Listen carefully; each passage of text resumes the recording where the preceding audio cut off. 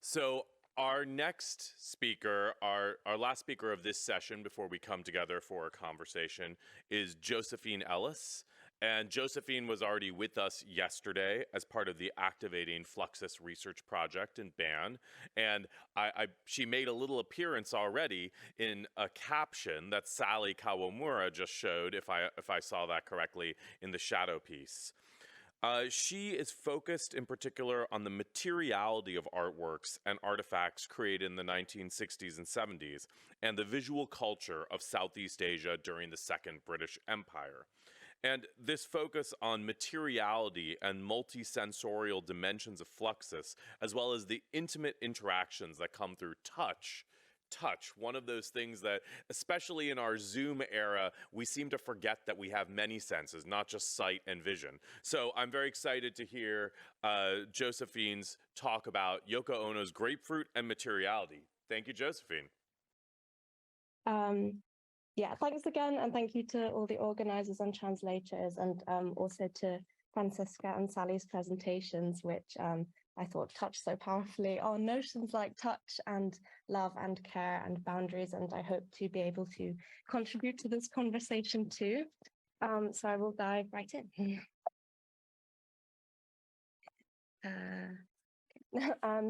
So in December of 1960, the Japanese artist Yoko Ono rented a loft on the top floor of a building located at 112 Chambers Street in downtown Manhattan.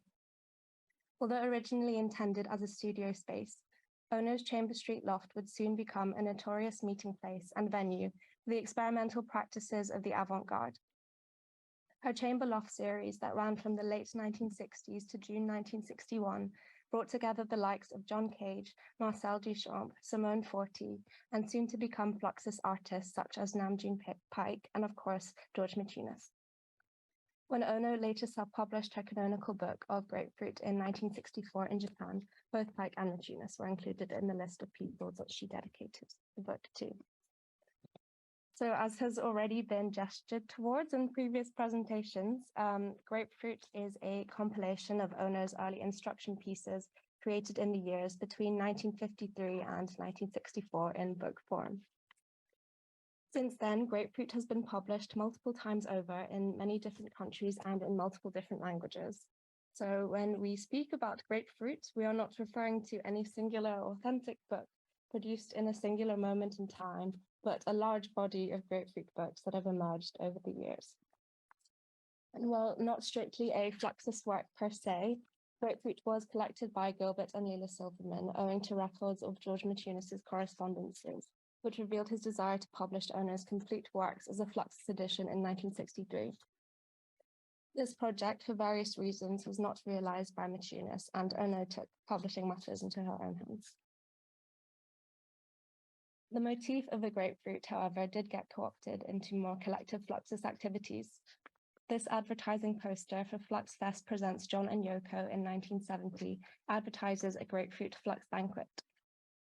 According to the Fluxus Codex, amongst other grapefruit dishes, stuffed grapefruit and grapefruit mashed potatoes were prepared by BC and Jeff Hendricks, and grapefruit dumplings and grapefruit wine were made by Maciunas. In documentary traces of the Flux Fest published in a Fluxus newspaper, you can just make out people holding grapefruits and, as well, I think, little grapefruit dumplings, a bottle of grapefruit wine, and other grapefruit delicacies. In the art historical canon, Grapefruit is widely understood to be one of Yoko Ono's most influential works, typified by its proto-conceptual aesthetics that anticipated what the American art critic Lucy Lippard called the dematerialization of the art object by several years.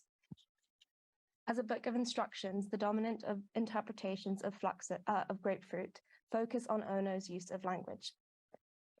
Ono is well known for her meditative poetics that are written in the subjunctive mood, the subjunctive as a form of wishing, hoping, and imagining.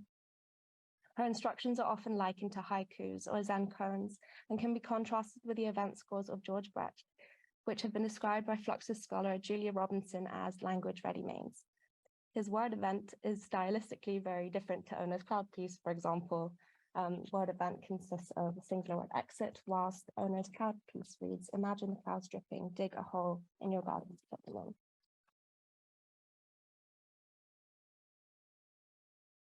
But as Ono has stated directly in relation to Cloud Piece, this is not a piece of poetry. Poetry to me is nouns or adjectives. This is verbs, and you have to do them. These are all instructions, and when you do it, then you start to understand it. This statement from Ono, to do the instructions, draws attention to the very materiality of the instructions in Grapefruit. An encounter with Grapefruit implies, first and foremost, an encounter with a physical object, a book, because in order to do the instructions, you have to engage with the book in a specific way.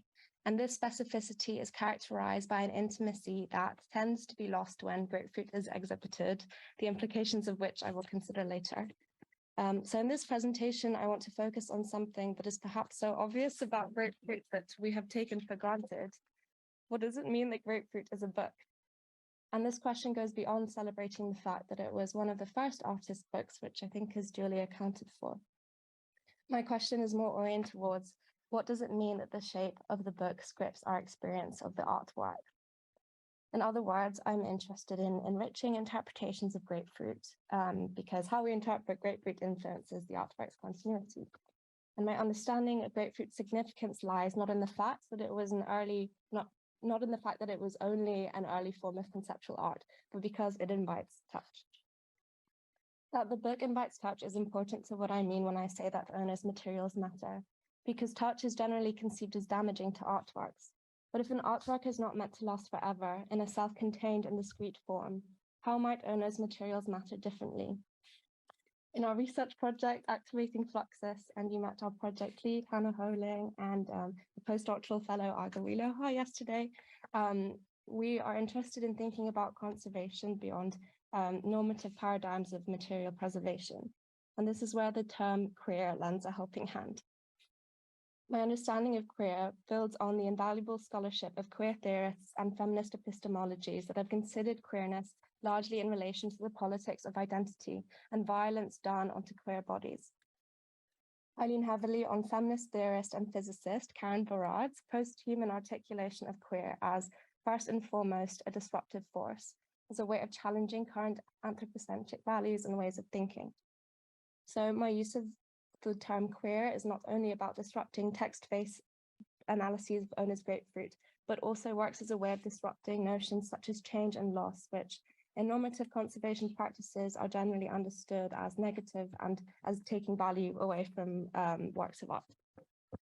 So here, Pip Lawrenson, who is the former head of time-based media conservation at the Tate in London, and Lawrenson's notion of the conservation object is helpful to distinguish what might be considered, it's helpful to distinguish between a normal conservation object and what we might consider a queer conservation object, like Grapefruit. As Pip Lawrenson explains, a conservation object refers to traditional art media, such as painting and sculpture, that fall under the established paradigms of traditional art conservation, in which the work of art is allied to the established paradigms of the work of art is allied to the physical integrity of an authentic object. As such, the most ideal state of a conservation object, its true nature, is contained in its original appearance. Conservation objects are generally supposed to stay the same over time, enduring in a permanent physical form. But Grapefruit, as a queer conservation object, functions differently. In an explanation of her instruction paintings, the instructions for which can be found in Grapefruit, Ono wrote that, by virtue of there being an instruction, quote, the work becomes a reality only when others realize the work.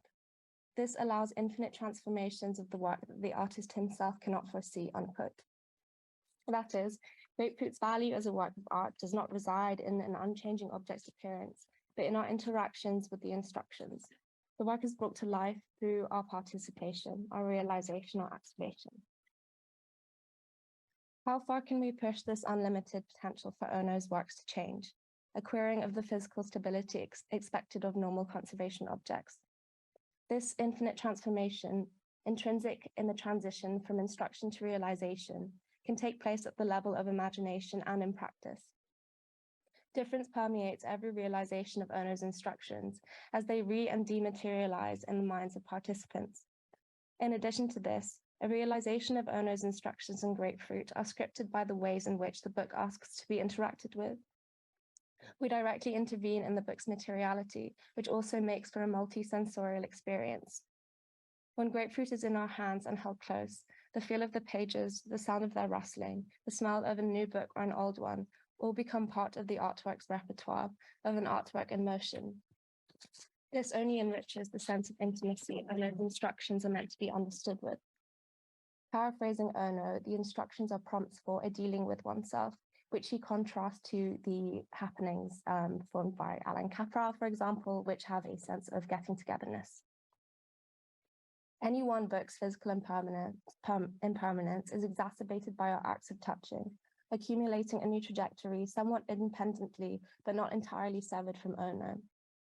The book Grapefruit becomes not only authored by Yoko Ono, but becomes co-authored by multiple agencies as it accumulates traces of use, our smudgy fingerprints, dirt and dust, or otherwise goes through natural processes of material decay and degradation, ripening and rotting just as a real grapefruit would.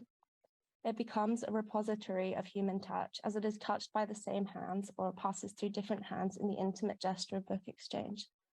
And it is also a repository of more than human touches, of, for example, bacteria and fungi, which remind us that the world we live in is not just our world, but a world shared by many different beings, that the world is as relational, as open, and as unfinished as Ono's instructions are.